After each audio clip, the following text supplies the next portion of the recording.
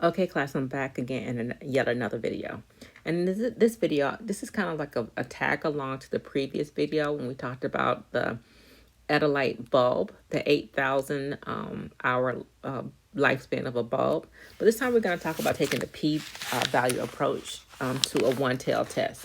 So the p-value approach is basically, it's the probability, p-value is probability, right?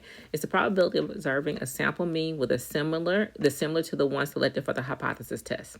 So what that essentially means is the p-value sometimes is referred to as the observed levels of significance, which is really the probability of obtaining a sample mean of the 8,120 or greater if the true population mean is actually 8,000 hours, right? So what that means is if we have a true population of mean of 8,000 hours, and then we take a sample, and the p-value of the sample is the probability, of the p-value of the sample.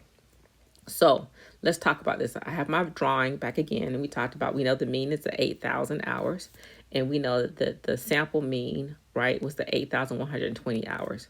So we know that the z-score for the 8,120 hours was here. That was the it had a z-score, right, a critical value of 1.44. So if we were to say the probability, right, that X bar is greater than the 8,120, we know this just from statistics, right, and this is equal to the probability that Z is greater than 1.44.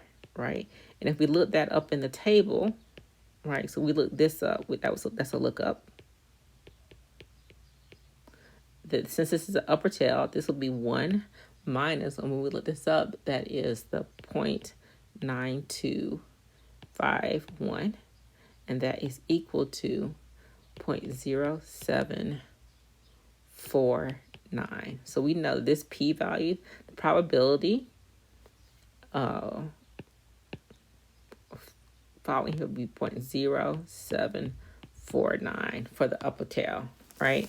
And so if I look at my book on page, I'm not gonna do page numbers, the table 9.4, the decision rules for hypothesis testing using p-value.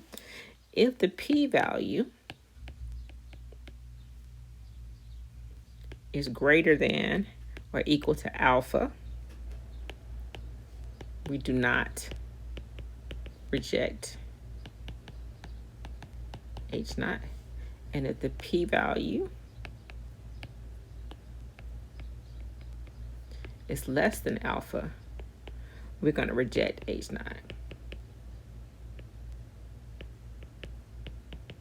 So we know that our p-value is 0.0749, right? And the alpha was 0.05 that was set in the previous problem.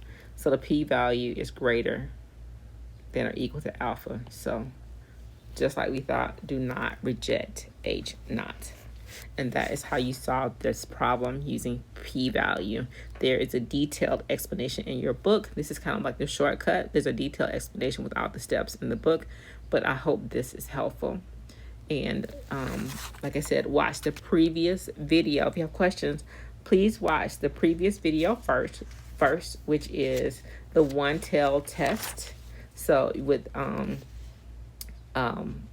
sigma, when sigma is known, and then watch this video. If you have any questions, again, you can always email me, and we can make arrangements.